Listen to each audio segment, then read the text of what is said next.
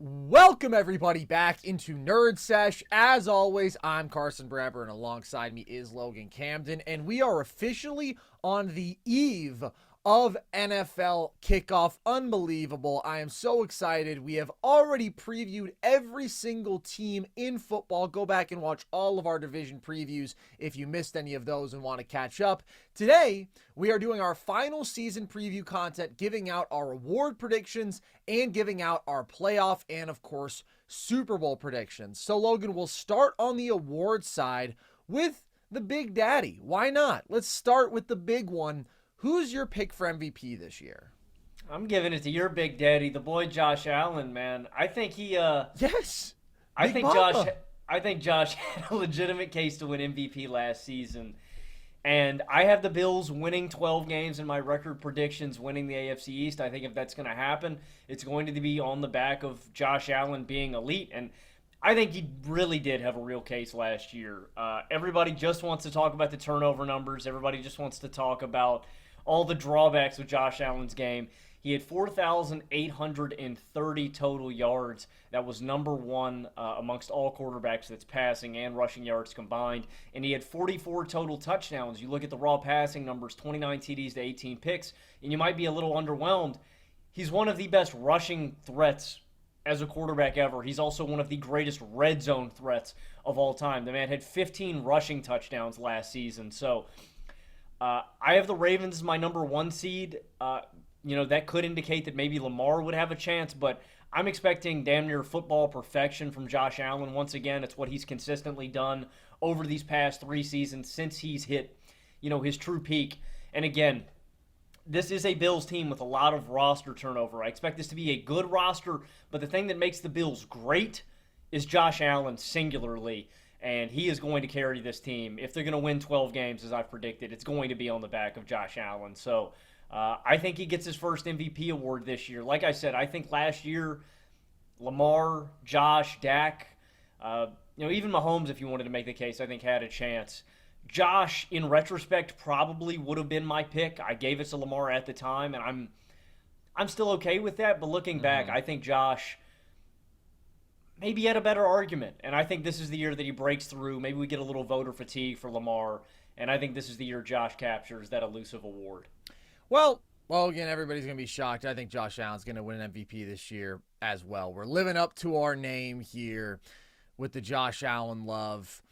Here's the thing. He's played at an MVP level for 4 straight years, and he hasn't gotten one. He was second in 2020. He was third in 2022. He should have been second last year. I would have stuck with Lamar. I thought Lamar played such a clean regular season, and Josh did have a really ugly game against the Jets. He did have more turnovers than even he has had in previous seasons, but he was still an overly dominant one-man offensive engine with ridiculous yardage and touchdown production who led an elite offense without elite personnel like he's done every year for the past 4 seasons. And just to put his greatness without an MVP award into context, players not named Josh Allen in NFL history have totaled 4,800 yards and 40 touchdowns and won 11 games in a season 11 times. And they've won MVPs in 5 of those 11 seasons. Josh has done that each of the last 4 years, and remarkably, he hasn't won one. Here's the difference to me this year. The expectation for the Bills over the last several seasons has been that they are going to be one of the elite powerhouses in football.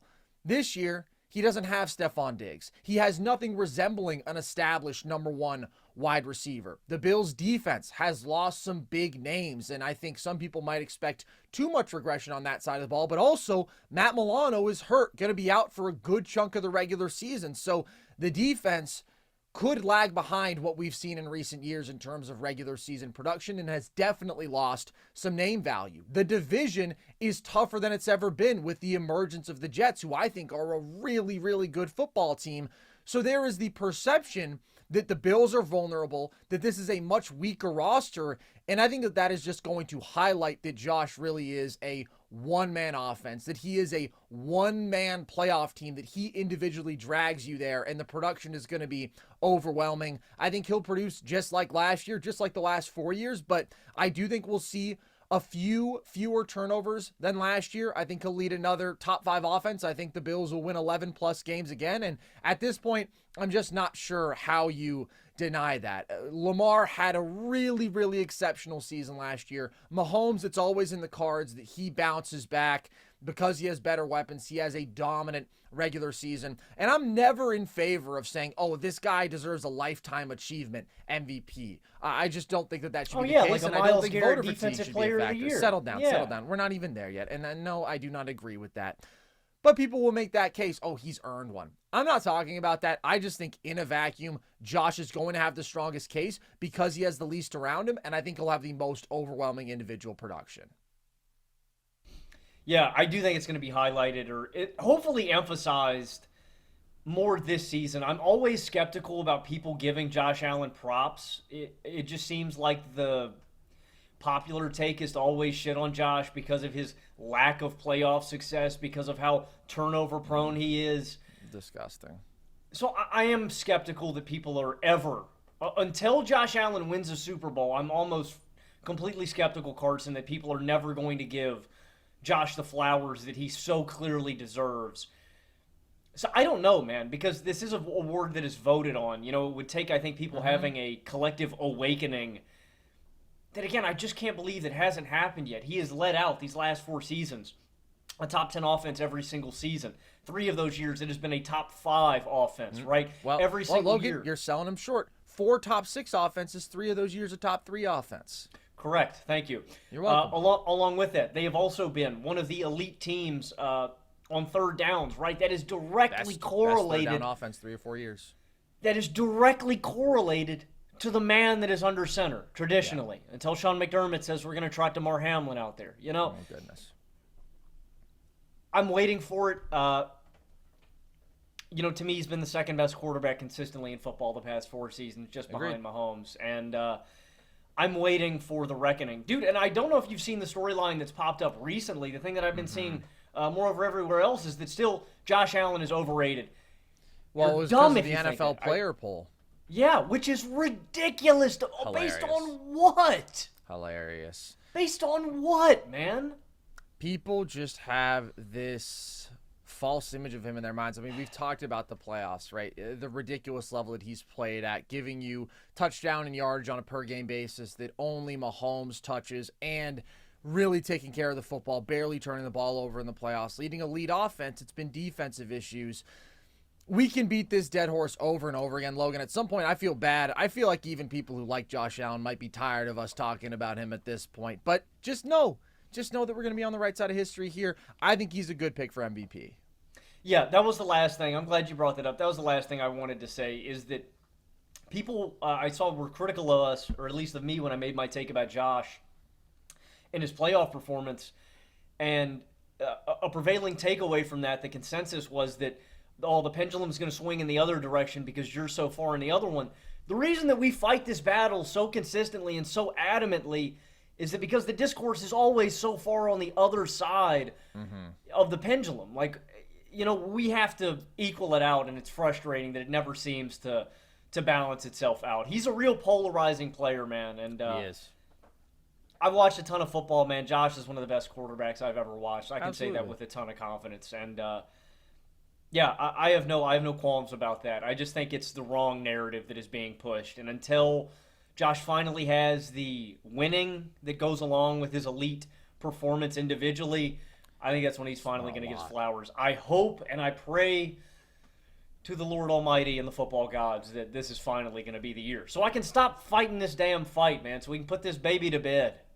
Well, listen, man, the crazy thing is he's won a lot, right? Now, he, to me, is at a top 10 quarterback peak that we've seen in the history of this sport, and he doesn't have a Super Bowl, and basically everybody else in that category, save Dan Marino, does.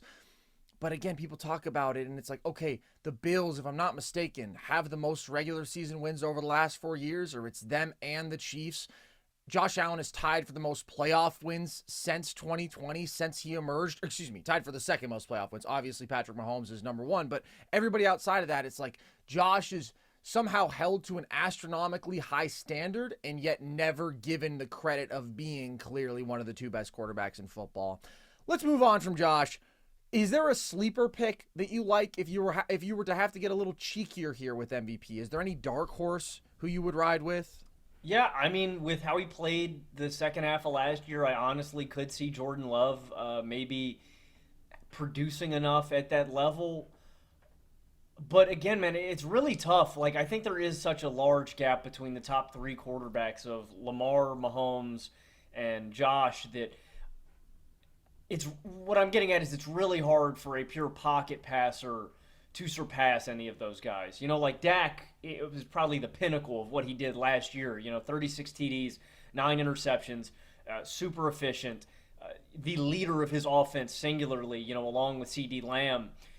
What I'm getting at is it's just hard when you have an elite rushing talent and one of the greatest arm talents ever in Josh, a super efficient passer, playmaker, game controller, and the greatest rushing talent ever in Lamar, and then the best quarterback that I've ever seen. So it's really hard for me to envision anybody outside of those three top dogs winning it. Okay. Just because you have to be at such an elite level as a pocket passer. But if I was pushed to pick somebody, it would probably be Jordan Love or Dak Prescott. But again, I think there's a pretty large gap between the top three and those guys. And maybe Burrow, if he were able to stay healthy for a full year and produce like that, he'd be a little bit of a dark horse. But you're out on the Bengals this year. I am out. That's why I wouldn't pick him. Yeah. I think that Jordan Love is like the fun, flirty pick that you could go with. I think that he's a monster. I think he's going to have a great season. Stroud, you could also argue, right, with a stacked receiving core now. I do think he's going to have another really strong season, but probably not improve a great deal upon last year because he took such great care of the football.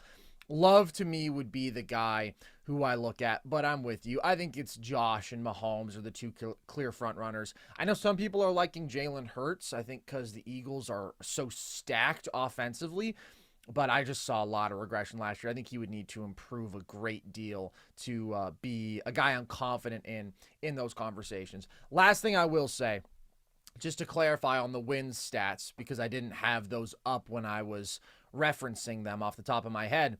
Most wins by a quarterback since 2020. Patrick Mahomes is, of course, number one with 61 between the playoffs and the regular season. Josh Allen is second with 53. Next best is Lamar at just 41. So the gap between Josh and everybody else in terms of leading to team success is large. I mean, it's just Mahomes, and then it's him, and then it's everybody else, as I believe it is when we talk about the quarterback position overall. Let's move on, Logan. Josh, I give my spiel. You give your spiel. You're right there with me. You're going to have another spiel here, I know it. Defensive Player of the Year. Who is your pick? Yeah, I mean, I've picked this guy I don't know how many years running. I believe 24. I have a spiel about TJ that I give every year. I'm going to give it. I've got some brand new awesome numbers for you guys. He has the most sacks by a player since entering the league. Yes, he has more sacks than Myles Garrett. Thank you. He has 8 more. He's led the league in sacks the last 3 straight years he has been healthy. He has the most forced fumbles since entering the league. That is 5 more than second place Khalil Mack. He has the second most tackles for loss by a player since entering the league. That is behind the immaculate Aaron Donald. Now, I have some per game numbers that I really think highlight TJ's individual impact when it comes to playing on the Steelers directly. And I've said this for a long time. When we are looking at the most valuable players across the National Football League, obviously quarterback is the most important. When we go away from the quarterback position, I think T.J. Watt is the most important player in football. Not only do I think he's the most impactful defensive player, I think he's the most important player. With T.J. Watt, the Pittsburgh Steelers averaged 3.31 sacks per game. Without T.J. Watt, that number is more than halved. They dropped to 1.45 sacks per game without T.J. Watt. And if you watch it on film, I implore you to, the Steelers won. The offensive line can just divert all of their attention to the pass rush equally, right? So they can balance out their attack a little more. TJ doesn't draw 2 guys. He doesn't draw a guard and a tackle. He doesn't draw a tackle and a tight end. And they just struggle to get push up front. Like, it is very, very evident. And I hate when that argument is pigeonholed against TJ.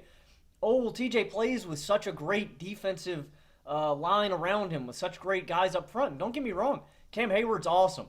Larry Ogunjobi's awesome. Alex Highsmith is awesome.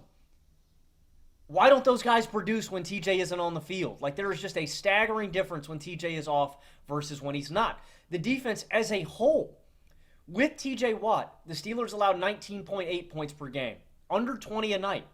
Without TJ Watt, they allow 26.3 points per game. That's more than a touchdown more per game allowed. That's massive. And my favorite number of all, I've referenced this one a myriad of times. With TJ Watt, the Steelers are 69, 33, and 2. That's a winning percentage of 67.3%. Really good, right? Mm-hmm. Without TJ Watt, since he entered the league, the Steelers are 1 and 10. Yeah. That's a winning percentage of 9.1%. He's the best defensive player in football. He's the best defensive playmaker in football. This has been his award the last 3 years that he's been healthy. He's only won it one time, and he had to break the damn single-season sack record to do it. I will stand on that, too. Do not correct me, please, Carson. He broke that record. No, I you know effers that you at the know. NFL took 2 or 3 sacks away from him because y'all don't want a Steeler holding the 5, 6, record. 7. And I'm going to hold y'all to that. He had Y'all 30, want Michael 35 Strahan sacks and that his year. big gap-toothed ass to hold that record. It's TJ's, man, and y'all took it from him. This is his award. He's the best defensive player in football. I stand on that. He's one of the best defensive players I've ever seen in my own 2 eyes. He's one of the GOATs on that side of the football. Give him the damn award, man. Look, he is. And I do think that he is the best defensive player in football. But I do think it's really close between him and Myles Garrett. I did think that Myles Garrett deserved it last year. Again, it was very close, but you look at the pressure numbers, you look at how many double teams Myles Garrett was eating up, and you look at just how dominant that Browns defense was. I think that when you get all up and outraged about it, listen, I get that you love your boy TJ, but that wasn't like some robbery in my opinion. TJ, he's a good pick. He absolutely could win. He very well could lead the league in sacks. Again, he's done it the last 3 healthy seasons. He is the best defensive playmaker in football. I mean, all those stats that you mentioned, right? The ability to force fumbles, strip sacks, sacks themselves, even the ability to make an occasional interception compared to a lot of these just straight up defensive ends. Like, he's outstanding in all those categories. I'm going to take Micah Parsons as my pick here. I do feel like there's sort of a big 4 in terms of edge rushers right now, arguably 5. I mean, the position is stacked right now, but you have Nick Bosa, who got his. You have T.J. Watt, who got his. You have Myles Garrett, who got his. Shout out Max Crosby. He's the 5th guy who I would put in this elite group, but he's emerged a little bit more recently. Micah's the dude who the last 3 seasons has been firmly in this conversation every year, top 3 in Defensive Player of the Year voting for 3 straight years. And to be clear, I'm not saying that he is owed the award this year because of that. I'm just saying I feel like he could have his best statistical season this year. You look at all edges last season, he had easily the highest double team rate, 35%, and easily the highest win rate, 35% as well. It feels to me like he's due for an 18-plus sack season, right? There just comes that one year where pass rushers of this caliber, they go from 13, 14, and then they have that monster sack season. I think that's incoming for him. I also think he can dominate in a Mike Zimmer defense. He is also exceptionally versatile. We talk about TJ being relatively versatile among this crew, but Micah, just with his speed, his explosiveness, his bendiness, takes it even to another level, in my opinion. So I think he's in for a monster year. He's my choice. I do think it's going to be one of these edge rushers. I thought about a Chris Jones because I think he's one of the great players of this era who hasn't been awarded with a Defensive Player of the Year yet. But then I thought 2 years ago was his best season in terms of sack production, right? He had the ridiculous streak of, 13, 14 straight games with the sack. Didn't get it then. We saw him lead the best Chiefs defense of his career and of the Mahomes era by far last year. He got no love then. I thought about Kyle Hamilton, who I know you love. I think is an absolute superstar. But last year, he had 3 sacks. He had 4 picks on the number 1 scoring defense. He got 0 love. Like, I just think if you are not an edge, it is exceedingly difficult to win the award at this stage. I was just going to add, he also had by far the lowest passer rating allowed to opposing quarterbacks. It was I'm saying even in terms of splashy plays, he did well, right? He forced turnovers. He had sacks. You're exactly right. I think to win it as a defensive back, I mean, like, you think about the guys that have won it, Gilmore, Ed Reed, You just have to have such an exceptional year playmaking. Like, you probably need to have 6+ interceptions. Along with that, Yeah. you need to be completely shut down. You're right, though. I think it's an edge award, and the position is loaded. I mean, honestly, it could be luck of the draw, man. Who ends up nearing 20 sacks, dude? Even guys that we didn't mention, like Aiden Hutchinson. I feel like Yeah. his sack totals didn't reflect how great he was last season at actually getting to the quarterback. The Bosa's, as you mentioned. And I like the Micah pick, actually. They do like to spread the love, so to speak, with this award. I am not a guy who believes in, like you mentioned with the MVP award, a lifetime achievement or, Yeah. this guy's been so good for 3 seasons. I think it should be just this individual season. But Micah's been, he's been barking up that tree. He's been very close. He's been knocking on that door. He's been real close, and he's a damn good talent. To me, him, TJ, and Miles are the most explosive defensive players in all of football. Like, there are other guys who I think are up there with ability-wise. Chris Jones, for sure. Explosive, big plays, blowing shit up. I think it's those 3 guys, TJ, Miles, and Micah. So I like this pick, man, and it does seem like he's due. A new defensive coordinator, a better defensive coordinator. I like this pick, man. Thank you. Yeah, I'm excited about the Cowboys defense overall. I think Zimmer is going to be a real positive force there. And you talk about the standard that you have to hit as a DB. Last year, from Deron Bland, obviously not the best cover corner that we've seen, but probably the single greatest defensive playmaking season ever, right? I mean, shout out to Night Train Lane and shout out to Lester Hayes and these interception machines. Delta he had O'Neal. 5 pick sixes. He had 5 pick sixes and 9 interceptions. He did not sniff the award. Yeah. He was a distant fifth. Like, I just think in some ways the football world is too smart now and just too aware of the fact that it's like the most impactful defensive players are going to be up front. It's going to be a monstrous defensive tackle like an Aaron Donald, maybe a Chris Jones, but again, he hasn't gotten the award. And it's going to be a bunch of edge rushers. And they're always going to have the sack numbers as well. Since 2013, I believe, is that when Kuechly won? Yeah. Everybody except for Stephon Gilmore has been either an edge rusher or Aaron Donald, still a defensive lineman. I just think that's where we're at. Those guys are going to keep racking up the awards. So you and I both are picking from that group as well. Okay, how about Offensive Player of the Year? Who do you like, Logan?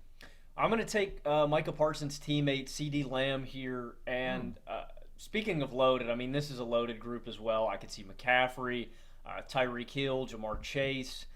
Even I could see Derrick Henry racking up enough red zone TDs where maybe he has a conversation. I think he's a cheeky pick. I think he is too. He's probably, if you wanted a dark horse like with decent odds, I would probably take Derrick Henry. Jettas also has an outside shot, but just with the fact that Sam Darnold's going to be throwing in the ball, I take him out of these conversations. Like, Tyreek's got great chemistry with Tua. Jamar's got great chemistry with Burrow. McCaffrey is going to produce rushing and receiving. And so that's a big component of why I'm going with CD, right? He's got a rock-solid QB. I know that Dak can get him the ball, is going to feed him the ball. And he's the unquestioned number 1 in this offense. I mean, you take a look around at the receiving room. I like Jake Ferguson. Brandon Cooks is cool. But if this Cowboys offense is going to be great, it's going to be Dak and it's going to be CD. And last season, he put up 135 catches, near 1,800 yards, 1,749 to be exact, in 12 TDs. It was the 6th most receptions in a single season in NFL history, and it was the 9th most receiving yards in a single season in NFL history. And again, I'm just looking for consistency, a guy that I think is going to produce similarly to what he did last year. Not a lot changed. All that changed was that he got his bag. He got paid. And so now he needs to go out there and earn it. And I think CD is going to be incentivized. He's going to have way more opportunity. And he's got a great quarterback that's going to be able to get him the ball all season long. So I'm going to take CD to, build off of last year and produce similarly. And he's my pick to take home this award. But it is a loaded group. Very reasonable pick. I'm going to go with another receiver. I am going to go with Jettis, man. You say you rule him out because Darnold's throwing the ball. I frankly don't think it matters. His last fully healthy season, he had 1,800 plus yards. It was the 6th most ever in a season. Last year, he was on pace to do better than that in the 10 games that he played, averaging over 107 yards a game. And this is where I don't think it matters who's under center. With Nick Mullins as the primary quarterback, the last 4 games of the year, right, post-Kirk injury when Jettis came back, he averaged 119 yards per game. Hawkinson is hurt. in the early stretch of the season. He's maybe eyeing a week 5 return. Jordan Addison, luckily, is okay. He might be a little bit limited early in the year, but we saw him carted off practice a couple weeks back. Luckily, that was not more serious. But I'm not even sure that the competition within the receiver room, within the group of receiving weapons here, matters all that much. I think Jettis is just that sort of absolute freak talent. I think he's going to get an overwhelming target share no matter what. I think he's going to have another monstrous season. I just think he's off to the greatest start to a career that we've ever seen. I expect that to continue. He does have the weakest quarterback play, but he's the best receiver who's been the most productive over the last couple seasons. But I do like the Derrick Henry case. I thought about picking him just to be more fun because we know that the Ravens are going to run the hell out of the football. If you just look at their running back production last year, their running backs had 20 rushing touchdowns and about 1,750 rushing yards. Keaton Mitchell, who I think is clearly the second best running back in the room, we saw really explosive last year, is still recovering from a torn ACL, so I don't think there's really competition in the backfield for touches, and nobody has been more proven in their ability to take on a monstrous load in terms of the carries, the usage out of the backfield, than Derrick Henry. And I know he's 30 now, and every trend says that once a running back turns 30 or even before that, you want to be getting off that stock. I just think he's an absolute physical freak. I think that he has continued to play at an insanely high level, and the efficiency has just gone down a tick because the Titans' line regressed and because they simply had no passing attack to keep defenses honest. I think he's going to have a monstrous season. I think he's going to rack up touchdowns especially. The concern is just, how do you give him Offensive Player of the Year when he's not going to be the best player on his own offense? That's going to be Lamar no matter what. Lamar's going to be the most impactful, and this award usually doesn't go to quarterbacks, but it does feel weird to give it to the second best player on an offense. Definitely. I agree with you, though, about his age concerns. I think Derrick Henry is just an anomaly in football history where Yeah. I don't expect him to break down. I don't think it's going to be He a hasn't dramatic yet. fall off. And the last guy I want to give a shout out to that I think has an outside shot at this award is Saquon Barkley. I think looking at you're talking about like the load that Derrick Henry had to carry in Tennessee, you know, putting that offense completely on his back. Well, Saquon's kind of had that same albatross tied around him with the Giants offense. Lackluster quarterback, lackluster offensive line play, no talented receivers to go to, right? Philadelphia, that is flipped on its head. This is going to be the best offensive line he's ever played behind. It's going to be the best quarterback that he's ever played with. It's going to be the best receiving talent. Like, it's going to be mutually beneficial, and I can see with a player of Saquon's abilities in an offensive system where you just cannot, divert all of the defensive attention to one guy, I think he's primed to have maybe the best season of his career. And so I think he'll be hovering around these conversations. I like it. I think it's a good pick. You mentioned CMC briefly. I mean, he has to be in these conversations always, right? He just had a historically great offensive season. I do kind of have a bad feeling that he's going to miss a few games this year. I just feel like he's a little bit due to get banged up, just considering what we saw from him in Carolina. He's been very healthy, luckily, through his 2 seasons with the Niners, but I'm a little worried about that. And I think Tyreek, who was the other contender last year, one of the best seasons ever to not be rewarded with Offensive Player of the Year, 1,800 yards, 13 touchdowns, unbelievable. To me, him and Jettis are kind of in a tier of their own. Like, if you don't think those are the top 2 receivers in football, I disagree pretty strongly. I don't know that he can top last year. The competition may not be as strong, but I think Jettis, again, is just such an overwhelming target share.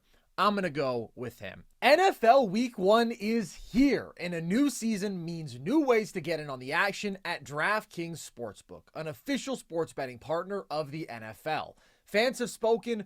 We want to bet on touchdowns. DraftKings heard us and is delivering. DraftKings Sportsbook is the #1 place to bet touchdowns. Ready to place your first bet? Try betting on something simple like picking a player to score a touchdown. Ready to do a touchdown dance of your own? New DraftKings customers bet $5 to get $250 in bonus bets instantly, plus 1 month of NFL Plus Premium on us. Download the DraftKings Sportsbook app today and use code NERDS. That's code NERDS for new customers to get $250 in bonus bets when you bet just $5 and 1 month of NFL Plus Premium on us. Offer ends September 19th, only on DraftKings. The crown is yours. Okay, Offensive Rookie of the Year, Logan. Who you got? Yeah, I got Caleb Williams. I think everybody's probably going to take Caleb Williams. He's one of the best QB prospects ever. He's got a chance to break all the Bears' passing records. I mentioned this in our preview episode. The mark in a single season, 3,838 yards, 29 TDs. Those are both from Eric Kramer. And on the career, like, I expect him, I would be shocked if he didn't break the single season passing yards mark in year one. He's got a chance to do it with touchdowns. That would also likely coincide with him breaking major rookie passing records. The single season touchdown mark by a rookie QB is 31. That was Justin Herbert. I think that's very much in play. And then the season passing yards mark by a rookie is held by Andrew Luck. That's 4,374. I think that's very much in play. But looking at this long term, I think he should break the Bears' career passing yards marks too, and touchdowns. 23,500 would do it for Caleb Williams. You know, that's 7 solid seasons here in Chicago. For him, I think that's 5, maybe 5.5. Well, I'm saying if you expect him to break 5K consistently, I'd say 6 or 7. Why I'm not? just going on the low end with like 4,000 a year. And then 154 TDs. Again, man, that's 6 seasons of really good QB play. I think he's going to be the franchise building block. I think he is the guy that is finally going to be able to turn this franchise around and get them going in the right direction. They've made a lot of great moves around him, right? It's not just the situation that Caleb Williams is one of the greatest, prospects that we've ever seen. It's also the fact that he is stepping into one of the best situations a rookie QB has ever seen, with Keenan Allen, with Roma Dunze, with DJ Moore, with an improved line. I think he's really set up for success, and he is one of the greatest QB prospects I've ever seen. I would be stunned, frankly, if Caleb Williams didn't win this award. Yeah, when you have a great quarterback season, it's tough to deny that with this award. And like you say, I think that Caleb is one of the best talents that we've ever seen at the quarterback position. I think clearly the best since Andrew Luck, and I think you could argue even better than Luck as a prospect, walking into a significantly better situation than anybody we've seen of comparable talent. When you think about the receiving room, the line is improved, but really it's the combination of DJ Moore, Roma Dunze, and Keenan Allen. Like, it's just a blessing, man. I'm excited for the Bears. I'm excited for Caleb. I think he's in for a monster year. I think they're going to make a playoff push.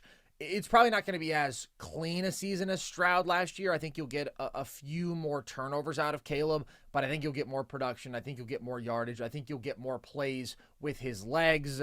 I think it's going to be a special season. How about Defensive Rookie of the Year, Logan? This is a really funny year for this award because this was the longest we've seen without a defensive player going drafted ever. Who do you like for this award? This was the toughest award to pick for me. I'm going to take the rookie edge out of Minnesota. I'm going to take Dallas Turner. I like the fit with him and Brian Flores. I think he's a really good specimen. 6'3", 247 pounds. He can drop back in coverage a little bit. He's really fast. The one thing that I've seen on tape that I don't really like is Turner's not the strongest guy right now. I think he's going to have to get stronger against these big tackles. The Browns kind of walled him up in week 2 of preseason. But he's my favorite edge out of the class, just with the speed, with the leaping ability, the explosiveness. Again, I think he's lacking a little bit in strength right now, but I think it's going to come with time. And I'm not in love with any of these rookie secondary guys. Last year I went with Witherspoon. I think Witherspoon was my midseason and end-of-year pick. I think I went with the Eagles D-tackle at the beginning of the year. Jalen Carter. Jalen Carter. There's nobody in the secondary that really sticks out to me this year as a shoe-in. So I think one of the edges is probably the logical pick. And out of that group, I like Dallas Turner the most. I'm going to go with Byron Murphy here for the Seahawks out of Texas. He is really a pretty destructive defensive player from the inside, but he's also versatile. He can play DT. He can play some nose. He can play some edge. I think that's important for a Seahawks defensive line that, outside of Leonard Williams, is really lacking in high-end talent. Like, I think there's going to be a lot of opportunity for him to get snaps, him to make an impact at multiple positions. I don't know that you're going to have anybody who is necessarily on par with what we did see last year. Witherspoon having an awesome year, Jalen Carter having an awesome year. Will Anderson having an awesome year. Like, that was a really great defensive class. Don't think you're getting that this year, but I think that Byron Murphy can be a real positive for a defense that definitely needs him to be. Okay, how about comeback player of the year, Logan? I think the no-brainer pick this year is Aaron Rodgers. Tore his Achilles 4 snaps into the season. Didn't get to see him in any full game action with New York. Yeah, I mean, I don't really know anyone else that has as clear-cut a case to win this award other than Rodgers. I could see Darnold, but I think Darnold's going to have an exceptional year in Minnesota. Nick Chubb, we're hearing that Nick Chubb's probably going to miss the first few weeks, and then he's probably going to get eased back into action the way Jonathan Taylor kind of did last season. And then DeMar Hamlin, I guess, has an opportunity because he's going to be starting at safety. I think he would have to have an exceptional year. Heavens. And to me, if he didn't win it last year, I don't know why he would have a better chance of winning it this year. So I'm just going to take the no-brainer. I'm going to take Rodgers. I think he has a really efficient, clean year with New York. I think they win a lot more games than they did last year, whether it be on the back of the defense or of Rodgers. To me, he's a no-brainer pick, so I'm going to take Rodgers. I'm going to take Rodgers as well. And unfortunately, there's kind of a lot of viable candidates for this award because we have so many season-ending injuries in this sport year after year, particularly at quarterback. When you think about Burrow not finishing the year healthy, Herbert not finishing the year healthy, Anthony Richardson getting hurt early. I do like Richardson as a pick because I'm high on him. I think he's going to have a really impressive year. Burrow, Herbert, it's like they're only sort of half comeback player of the year candidates because they did still play most of last season. I'm going to go Rodgers as well. It's tough to beat the story of a 40-year-old coming back from a major injury, especially with an organization that had invested so much hope in him. Like, it was absolutely brutal. It was gutting last year. And this is an award that's kind of made up anyways, right? It's kind of inherently based on narrative and emotion, and I think that a lot of that is going in Rodgers' favor. The story is going to be really good, and I think the results are going to be really good. I think he plays like a top 10 quarterback. I think the Jets are a playoff team. I have them winning 11 games. I don't think anybody else is topping that case. How about Coach of the Year? Coach of the Year is an interesting one because normally they give this to a coach to a team that overachieves, where their expectations are really low, and then they give it to a coach that misses the playoffs by a game or sneaks into the playoffs with a wild card spot. It's normally the guy who overachieves the most. So this probably isn't going to be right because expectations are very high this year. I thought he could have won it either of the last two seasons. I'm going to give it to Dan Campbell. I have the Lions as my number one seed. You know, I think they're going to be the best team in the league, so I'm going to give it to him. But if you're asking me for, like, because, again, I want to go through this history for a minute. The Browns in 2020, right? Stefanski overachieves. Vrabel in 2021, the Titans overachieved. Dable, 2022, Giants overachieved. And then Stefanski won it again with bad QB play. So it's likely going to be a circumstantial-based award, considering that. Like, if you wanted a more cheeky kind of answer, I would maybe say Raheem Morris in Atlanta. I think... I think Dan Quinn, maybe, if the Commanders have an up-and-up year. Good God. If Dan Quinn wins this award, God knows what I'll do. Antonio Pierce, if the Raiders are scrappy. They're going to be scrappy. I don't know. Coach of the Year always seems to go to just a coach that overachieves with lackluster talent. So it's probably not going to be Dan Campbell, but for my record predictions, I'm going to give it to him. Yeah, well, there's really two paths. You can overachieve with Matt Talon and, like, be a fun surprise playoff team, or you can just be a great, great regular season team. Like, if you're going 15-1, you're going to win Coach of the Year. Sometimes you go 14-2, even 13-3. It's just like, all right, you were the coach of the best team. We think you're a great football coach. You get the award. I'm going to go with Dan Campbell. I do think that he has made a case each of the last 2 years. I think the Lions are going to win 13 games. I think they're going to be the number one seed in the NFC, which to me is really impressive. I do think he is a very in-your-face sort of coach in the sense that he is very noticeable because he's such a big personality, because he's such a vocal leader, because he's so aggressive on fourth down. Like, there are so many philosophies of Dan Campbell's that are so prominent. There's so many ways in which you feel his presence throughout every game that I feel like he does get his credit. And in a lot of ways, like, he's the face of the Lions rebuild. It's not Jared Goff. It's not Amon-Ra St. Brown. It's not even Aiden Hutchinson. I think it is Dan Campbell. And that's why I do think that he is a viable candidate to win, even though expectations are already high for the Lions. And even if they win 13 games, like, that's not going to be shocking overachievement. No, not at all. And I like that comp. Dan's kind of one of the unique coaches in the NFL where, like, he's the first guy that you think of when you think of the team, right? Mm-hmm. Like Belichick. The other dark horse guys I would go with, now that I've thought about it, again, I wanted all of my predictions are within the Logan verse. You know, all of my predictions have to be. Right. They have to be canon. Yeah, exactly. So if I had to go off script with something that, you know, because obviously my predictions aren't all going to be right. No. Harbaugh is a really good pick, I think. Hold on, clarify. Which one, buddy? There's two of them now. Jim. I'd go with Jim. Just because of the Chargers, you know, rebuilding year. If they made the playoffs or made a playoff push, I can see him winning it. I do think if the Raiders overachieve, Antonio Pierce is a real shot at it. And then the last guy I would say is, you know, those might be actually, no, I'll go with DeMeco Ryans. If the Texans were to win 12 or 13 games, I could definitely see DeMeco Ryans winning it. So those would be my dark horses. DeMeco, Harbaugh, and then Pierce in that order if you wanted to get a little cheeky with this pick.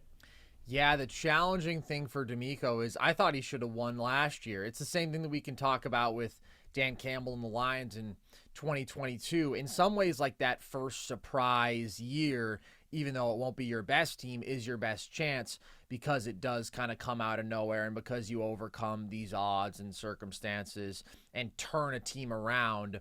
Once you are the guy who already turned them around and you have the ship headed the right direction, it isn't as flashy. It doesn't always get as much credit, but this is a sort of tough award to pick year in, year out. I'll shout out Robert Saleh because I think he's a great coach, and I think that the Jets are going to be really good, and I think then there's potentially gets more credit for what he's done with this defense, even though they have great personnel. He's a great defensive coach. And I would consider a shout out to John Harbaugh as well, just because I think that the Ravens are, as always, going to win a bunch of games. And Andy Reid, I think the Chiefs have the best regular season record, so he could get it on the back of that, but probably not, unfortunately. He's almost too good to be considered for the award because it's like such a given that the Chiefs are going to be great every year, but like he's a big part of that. After Patrick Mahomes, he's probably the next biggest part of that. Shout out Chris Jones as well. Those are the big three. And Travis Kelce, the big four. All right, there's all our award picks. Let's talk playoffs, Logan. And as you mentioned, your predictions occur in the Logan-verse. Mine occur in Carso-land. So we won't go too in-depth with these because these are imaginary football games. But let's just run through first round NFC. What do you have in terms of seeding, the teams who are in the field, and what are your predictions? So I have the Lions. They are my number 1 seed. They will get a bye and automatically advance to the divisional round. I have the Cowboys as my 2 seed. I have them getting upset at home by the division rival Eagles. Death taxes and the Dallas Cowboys choking in the playoffs. There are some things that just never change. Dallas seems to do it every year. I'm not going to go against the grain here. I have the Packers at the 49ers. That is my 6-3 matchup. I have the Niners winning at home. I think that'll be a good game. And then I have the Rams upsetting the Falcons in Atlanta. So 2 upsets, the 5 beating the 4, and then the 7 beating the 2. And I'll remind you, if you do in the NFL, they reseed, so the lowest seed will play the highest seed and vice versa. Okay. I also have the Lions as my 1 seed. I have them getting the bye. I have the Niners as my 2 seed facing their division rival, the Seahawks. I'm going to take the Niners here. It's pretty hard to find any real advantages for Seattle in this matchup. Maybe you get a pretty disaster class, a Geno master class, but those two are very close as is, and the Niners are kind of better everywhere else. I have Cowboys-Packers, my 3-6 matchup, Dallas at home. A rematch from last year. I'm going to take Dallas for revenge this year. I am a good bit more confident in this defense when it comes playoff time. I think Mike Zimmer is an excellent coach. I think there's going to be much more emphasis on stopping the run, which is where the Cowboys just got bled out last year in this matchup, which then set up the play action, and there was a bunch of chunk plays. I think the secondary will be more buttoned up. under Mike Zimmer. I also think it'll be more talented, right? You'll have Diggs healthy for the whole season, hopefully, again. And I'm expecting that Dak will not play like a complete idiot as he did in the early stages of the game last year. I think he's a top 8 quarterback in football. I think Dak is really good. I think that he let them down in a big spot last year. But I am going to buck the trend here, Logan. You say that the Cowboys meltdown is inevitable. I might not be on that side of the train with you. I have them winning this game, and we'll just leave it at that for now.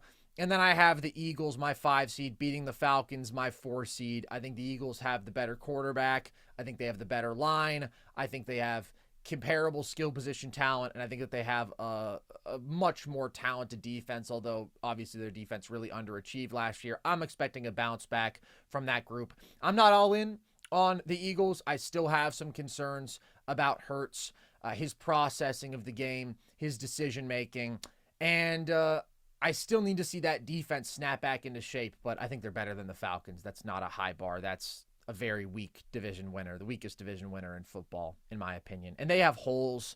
They have holes on their defense, even though they have some very good players there. So I feel good picking the Eagles. Okay, AFC, first round. What you got? So I have the Ravens getting a first-round bye. My 7-2 matchup, the Texans will visit Buffalo. I have Buffalo coming out on top. My 6-3, I have the Jets traveling to Kansas City. I have Kansas City coming out on top. And my 5-4, I have the Steelers finally winning a playoff game. I have them beating Jacksonville. Could be a pipe dream that the Steelers even get here. Definitely a pipe dream that I have the Steelers winning a playoff game. They got to get their monkey off their back at some point. I'm hoping this is the year. And it sets up a very interesting divisional matchup. I've said this for a long time, but the one team the Ravens would not want to run into in the playoffs is the Steelers. I think that they always play them really well. So that sets up a very interesting divisional matchup between two in-division rivals. Oh, you love your Pittsburgh Steelers, Logan. You ride and you die with them and you bleed black and gold. I have the Chiefs getting the bye as my 1 seed. I have the Ravens facing another divisional rival, the Browns, in my 2-7 matchup. And I think this is also a tough matchup for the Ravens because that Browns defense is great. They gave Lamar fits in the game that Cleveland won last year. But I do think the Ravens just have so much more offensive talent, and really the gap in quarterback play is just massive here. I like basically everything about the Cleveland Browns, except for their quarterback situation. I think this Ravens rushing attack is just so insane. It gives them such a reliable baseline for offense. I don't know that Cleveland can take that away. I'll take Baltimore at home. Bills-Dolphins is my 3-6, another divisional matchup. I'm going to take the Bills confidently here. This might be the single most lopsided rivalry in football these days. Like when you consider teams that are actually good, which the Dolphins are. Josh is 11-2 versus Miami in his career with 4,373 total yards and 41 touchdowns in those 13 games. I still do not buy Tua Tagovailoa in the playoffs where you have to create some out of structure, make some big plays with arm talent, do it in cold weather. There's just zero question who I trust more in those sort of environments. It's Josh and it's the Bills. And then I have the Jets, the other AFC East team in the field, upsetting the Texans in my 5-4 matchup. I actually don't view this as an upset. It is in terms of seeding, but I think the Jets are the better football team. I think that defense is stacked. I have a lot of faith in Aaron Rodgers. I believe that this offensive line is dramatically improved. I believe in Breece Hall. I believe in Garrett Wilson. I just think they're a really, really good football team, and they're a scary draw when you have that level of defense and you have a quarterback with that sort of experience and a very capable offense around him. The Jets are not somebody I would want to see in the playoffs. All right, NFC, Logan, second round. What you got? So I had some upsets in my initial round that leads us to an interdivisional matchup between the Rams and the Niners. I have the Rams upsetting the Niners. I think this Rams defense is going to get better as the season goes along, and the Rams always just seem to play the Niners really well, man. You're looking at two brilliant football masterminds in Sean McVay and Kyle Shanahan. They always play these tight battles.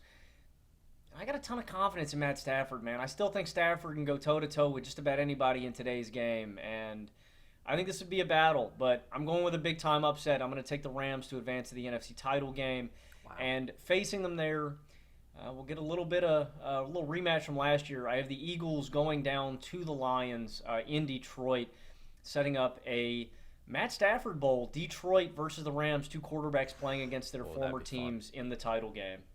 That would be very fun. Of course, we did get it last year in the first round, but that would be fun with those sort of stakes. So I have the Lions Eagles as my 1-5 matchup, and I think the Eagles definitely have the tools to pull off this upset. I mean, the talent on the team is obviously really, really impressive, but there are more moving parts with them. This is another year with two new coordinators. I am still worried about Hurts. I do still need to see the bounce back from the defense, whereas I think the Lions are loaded. I think their offensive formula is as reliable as anybody in football. Dominate in the trenches, dominate on the ground. Jared is really just making his reads, right, hitting dudes out of the pocket, and he's been really quite good these last couple years, and I think the defense is going to be improved. The secondary is the one question, but I love the front. It was already really good. You add DJ Reader, you add Marcus Davenport. I think the Lions are a really, really great, complete football team. I'm going to pick them to win this one. And here's my upset, Logan. You have the Rams beating the Niners.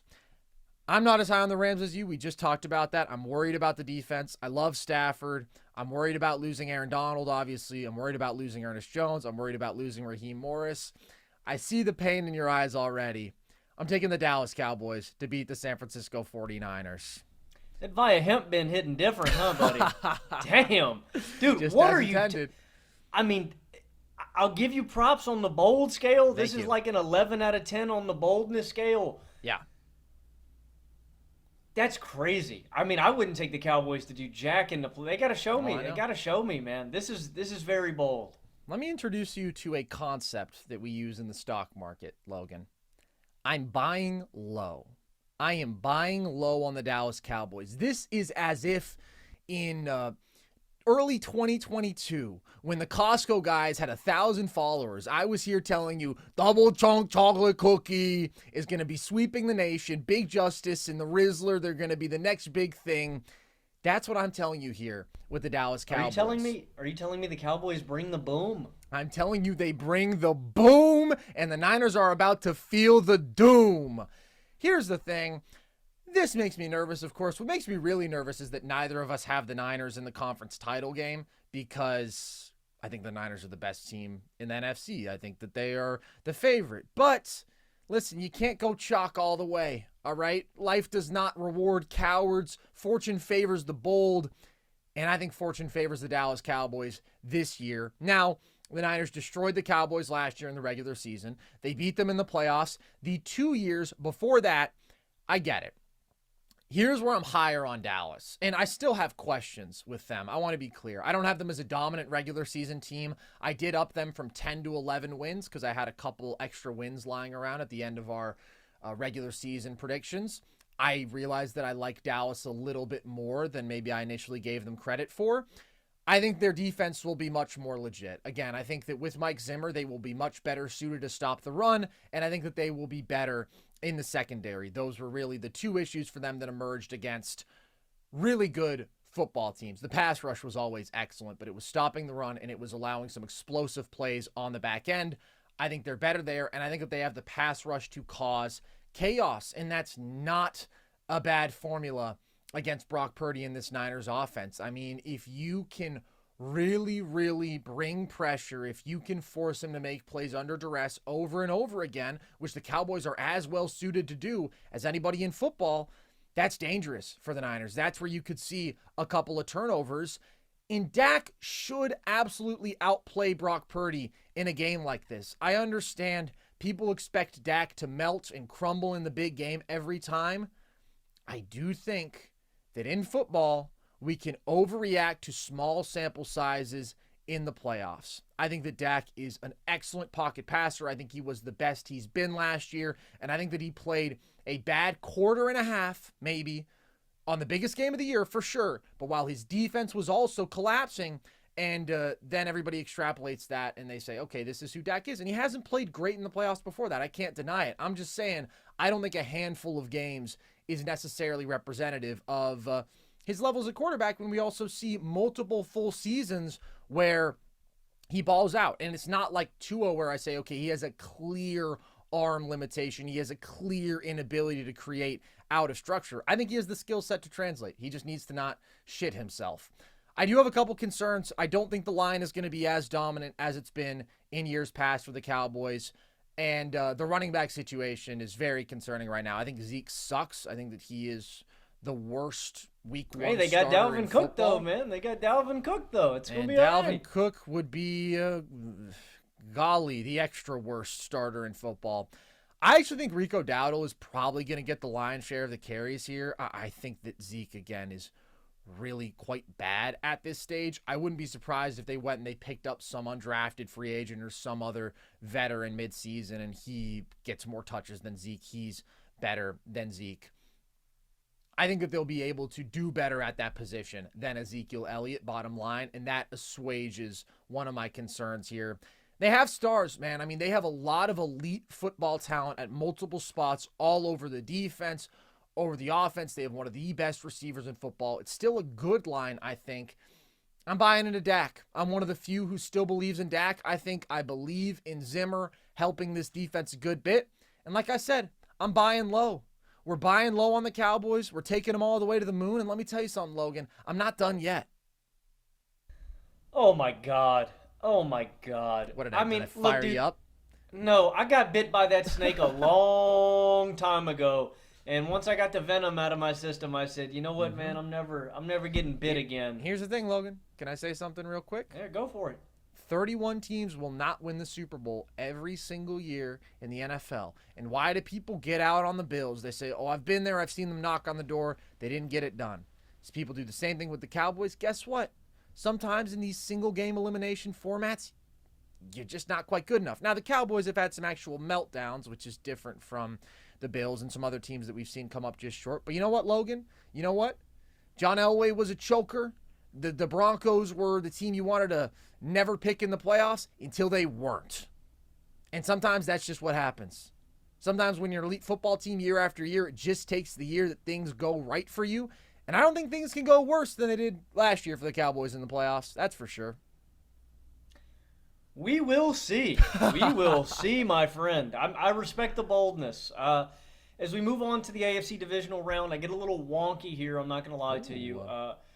I would take the Steelers to the AFC title game. I am a Steelers homer. You insane bastard. Yeah, I mean, I wouldn't do that. I do think that if we get a Steelers-Ravens playoff matchup, I think the Steelers would play Lamar quite well. They do every time they battle. I'm not picking against the better football team, though. I'm going to pick logically. Baltimore's a better football team. They're at home. They have the better quarterback. I would take them to win this game. I am picking a very big upset here, though, and I'm going to take the Bills to finally beat the Chiefs at home in the playoffs. I think how close they've gotten the past two times that they faced off, the snowy conditions, I think it bodes well. I thought last year might be the chance. I thought a couple years back it might be the opportunity. And the big thing, too, I think if I'm going to take the Ravens to the Super Bowl, I don't know how much I trust Lamar to play up to Patrick Mahomes. I do trust one quarterback to play up to Patrick Mahomes, and that guy's Josh Allen. I've read out all the stats. He has the most total touchdowns per game by a quarterback in the playoffs. He has the most total yards by a quarterback per game in the playoffs. I think if there's a guy to play up to competition, it would be him. I was always going to take the Ravens to the Super Bowl, so whoever wins this, I would take Baltimore to topple, but I think it'll be a little bit easier if it's Buffalo, just because I think Kansas City's a better team. And it is a little crazy, right? You talk about the Niners' track record and how consistently they've gotten to the title game. Same thing goes for the Chiefs. So I understand the insanity of me not taking the Chiefs to the title game. It's literally unprecedented. Mahomes has done it every single year of his career. Like, if he doesn't get to a title game, that's a disappointing season for Mahomes, right? If Mahomes did that, his averages would go down. They quite literally would. So this would be an anomaly in Patrick Mahomes' career. But like you said with the Cowboys, Carson, it's a blind faith kind of thing. One of these years, this great football team has to break through. We've had the pain. We have had the anguish. We have had all the letdowns. I am hoping and praying that this is the year that Buffalo breaks through and we can get somebody brand new out of the AFC. So my big upset in these playoffs is the Bills toppling the Chiefs at home.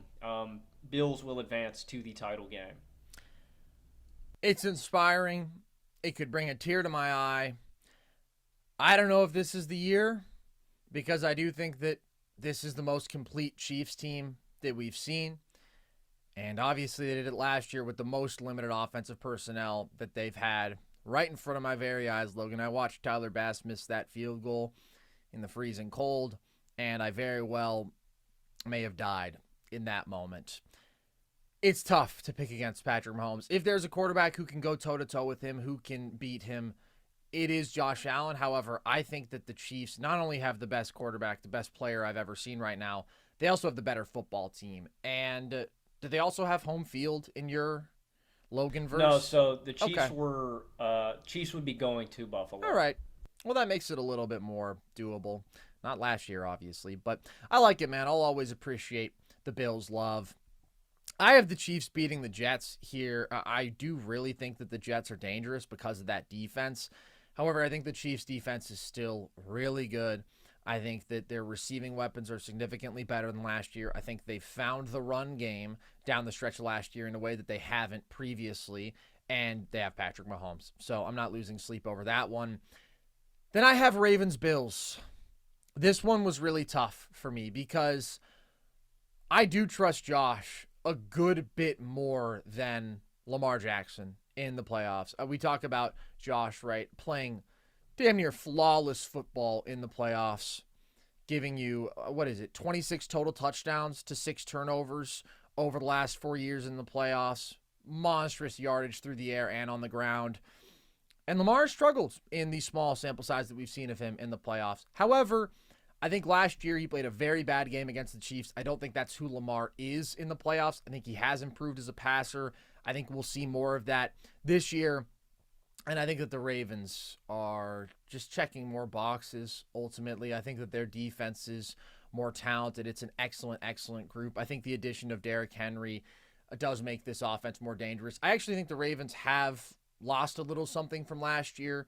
I don't think that it's the best line that we've seen from them. I think it's the weakest line that we've seen from them. And I do think they lost some defensive talent, but they're just starting from a more talent-rich place than the Bills. So my faith in Josh at quarterback over Lamar alone does not outweigh the fact that I think the Ravens are a better football team. And I feel like I've picked the Bills to go to the AFC title game probably every year for the last few seasons. And so this year, I will acknowledge that although I do not think the sky is falling, it might not happen this year. I think it could. I don't think that the Bills are really going to take a step back from last year.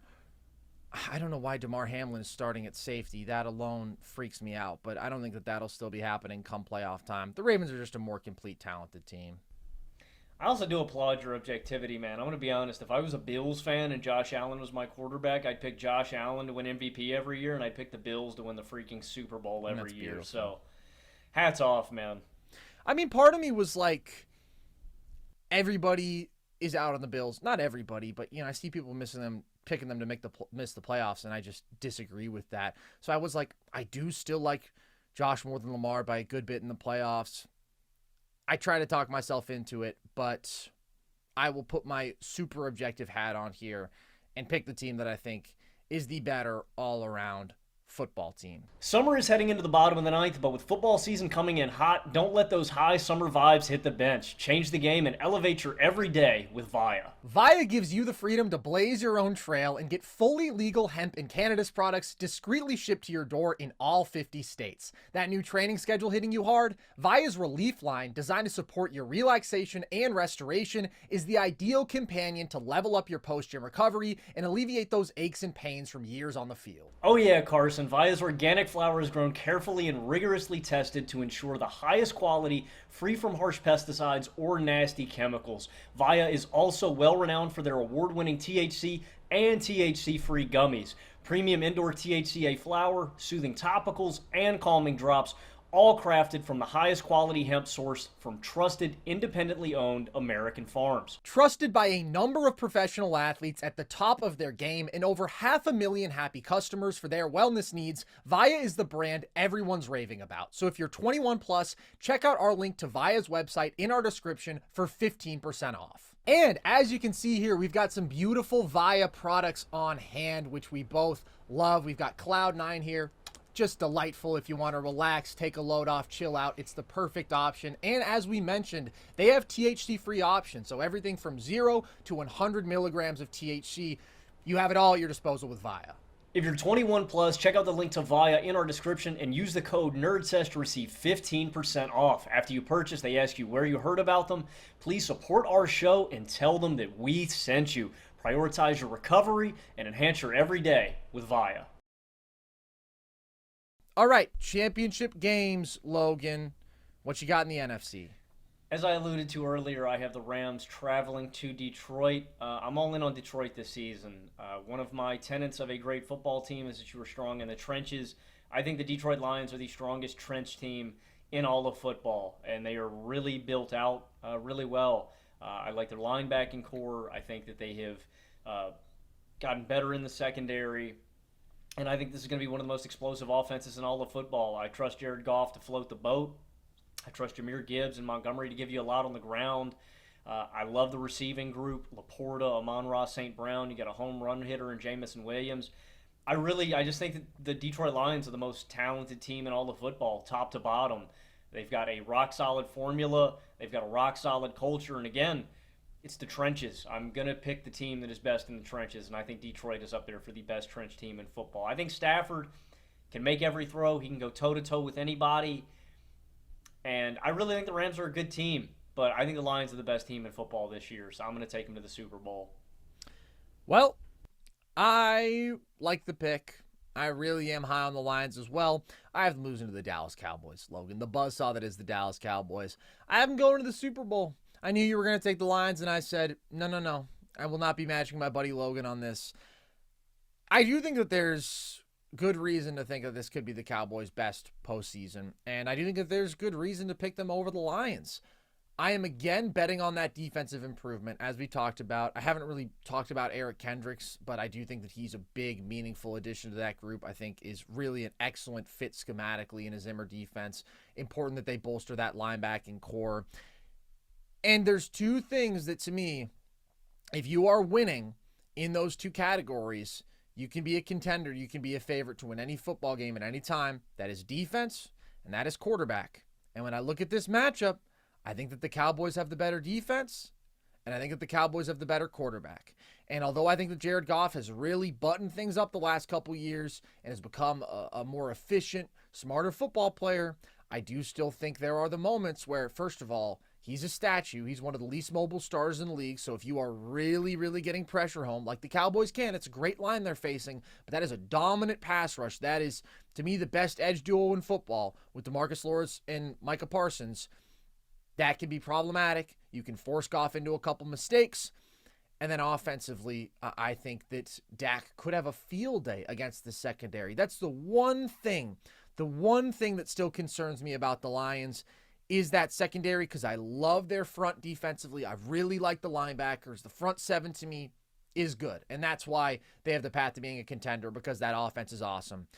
But the secondary is a concern, and the Cowboys, I like them in the trenches. The line, again, won't quite be what it was last year offensively, but I still think it's a good group, and I don't see the one concern like I have with the Lions secondary.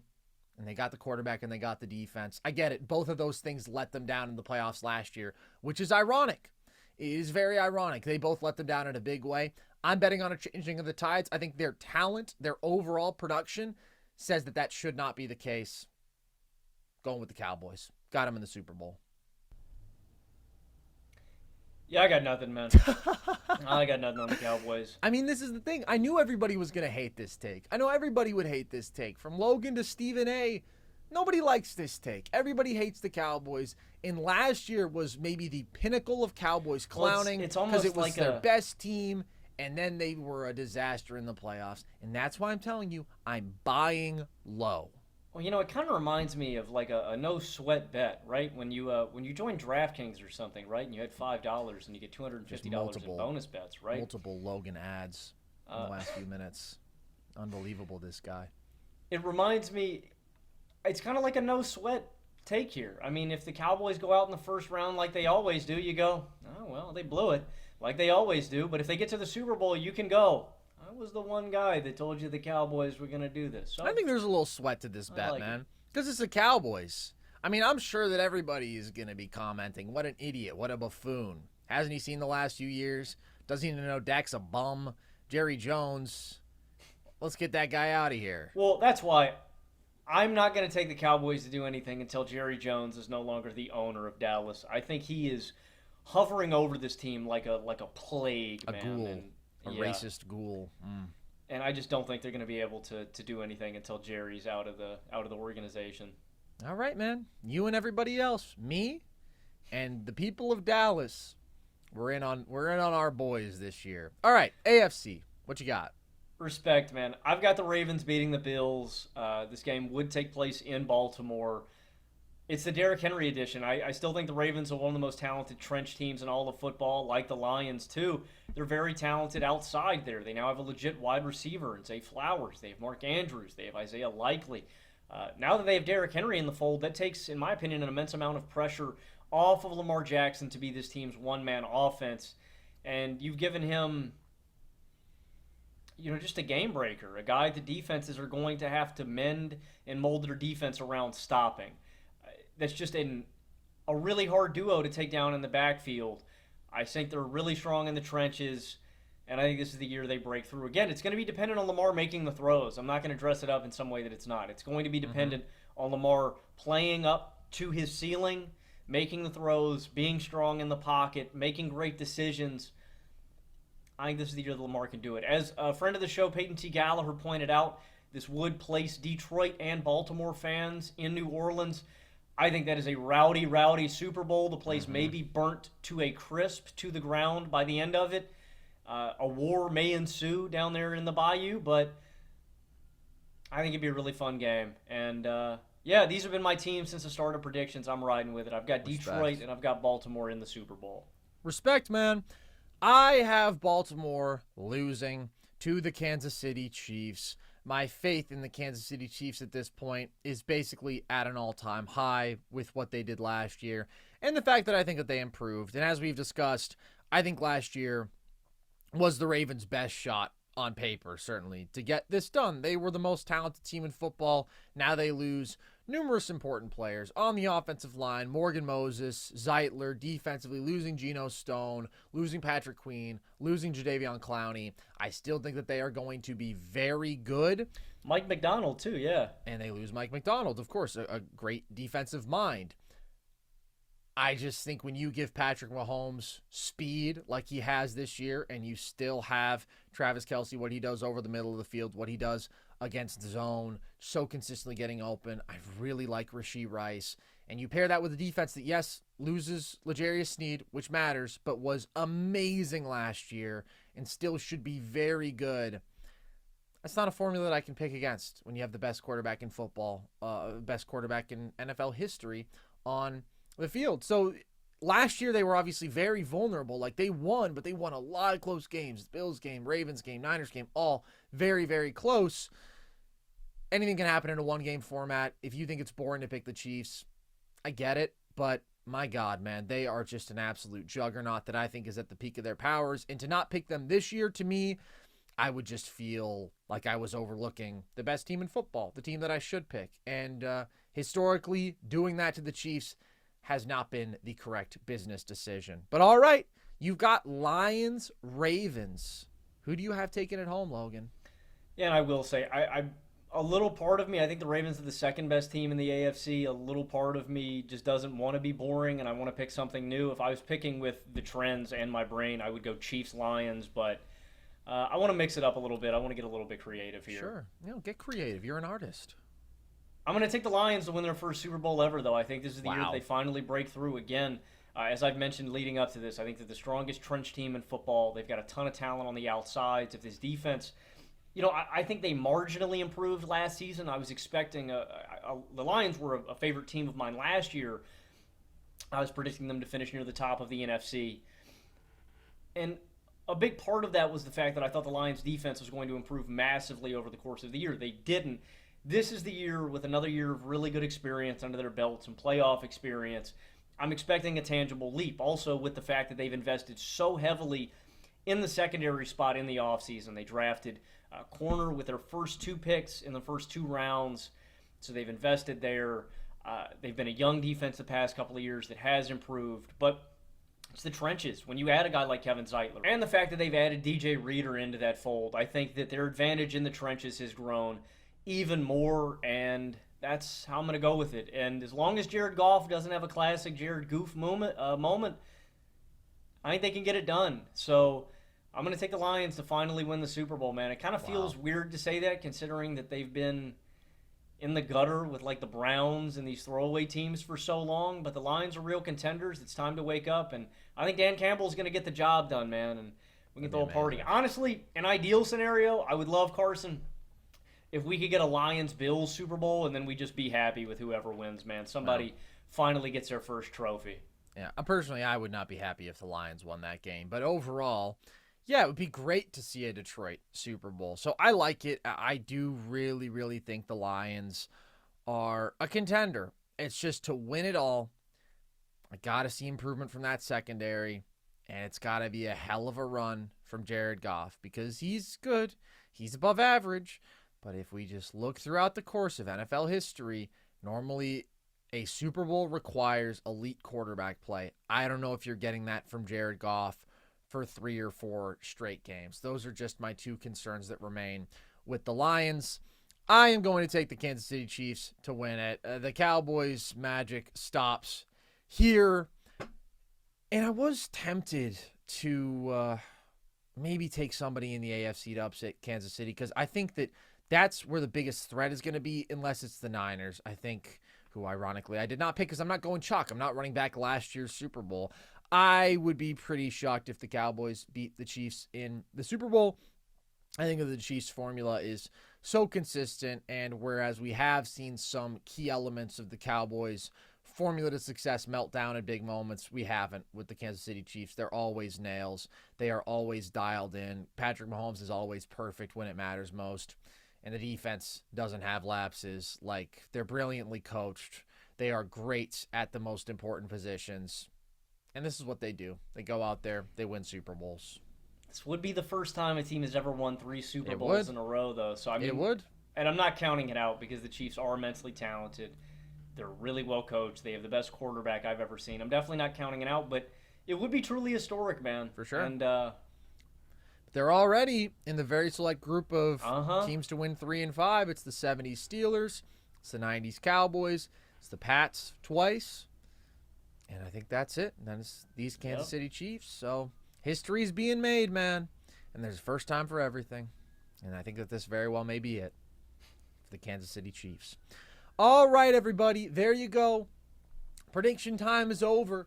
Now we are just getting into good old-fashioned football. We're going to be here Thursday night reacting to the season kickoff, Chiefs-Ravens. We're going to be here Friday night reacting to the special first-time Friday night football game. We're going to be here Sunday night reacting to a full slate of games. You better believe we are going to be in your ears all weekend long, and you better get used to it, and you better like it.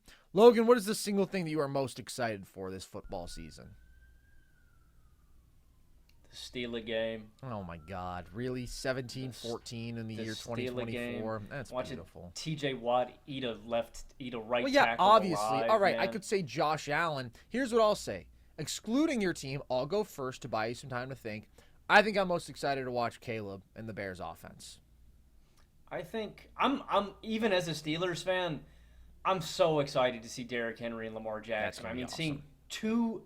And I think we talked about this briefly in the offseason, but like when you're thinking about the greatest running back quarterback tandems of all time, this is up there maybe as one of the greatest of all time. Like Peyton and Edgerrin levels of football union. You know, like you normally have one, but you don't have the other. To have both of these guys here, and again, I still think that Derrick Henry may not be at the peak of his powers, 2,000 yards in a single season kind of level.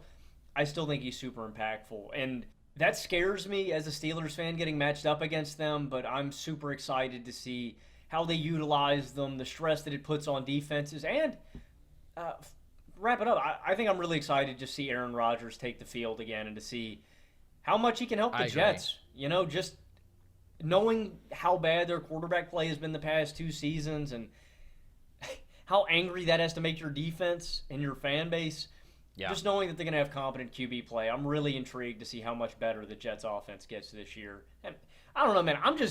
I'm juiced up for football, dude. It's the best time of year. Oh, dude, it's going to be just incredible. It brings a tear to my eye. I'll throw one last team into the ring. I do think Saquon on the Eagles is going to be another really fun offseason move. When you talk about best quarterback running back duos ever, personally, I go Joe Ferguson, Orenthal, James Simpson, but hey, to each his own. Chiefs Ravens, Logan, you know what? Give me your 10 seconds prediction. Just gut feeling. Who do you have winning the first football game of the year? I'm gonna take Baltimore. I'm gonna take a little upset, man. I think Derrick Henry and Lamar are tough to deal with. I think they're gonna come out a little creative. Lamar plays well in the regular season. I'm expecting a little upset. Maybe the Chiefs stumble a little bit at the gate. That's fair. It's not unreasonable to expect, especially because last year was the Chiefs' weakest regular season, and the Ravens with Lamar are an automatic elite regular season team. However, I am going to take the Chiefs to win this game. I think it is going to be a beautiful, beautiful debut for that new look offense. I think that it's going to be a much more explosive game than we've seen from the Chiefs in some time, and I think that's going to be fun to watch. All right, everybody, we're officially signing off. Next time we speak to you, the NFL season will have begun, and that will be just phenomenal. Tomorrow night, lock in for the live reaction.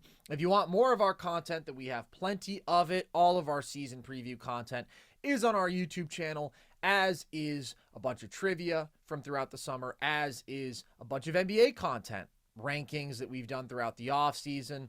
And we also have some video essays on the NBA where we go more in depth with a single topic. You can listen to the show across audio platforms as well. You can follow us across social media, TikTok, Instagram at NerdSesh, Twitter at Nerd_Sesh. See graphics from the show, clips from the show, and all of our short form trivia content. And if you want to check out our merch, you can do so at thevolume.com. You can also join our Discord. The link to that is at the link tree across our social media bios. And with that, as always, I've been Carson Brabber. I have been Logan Camden. And this was Nerd Sesh.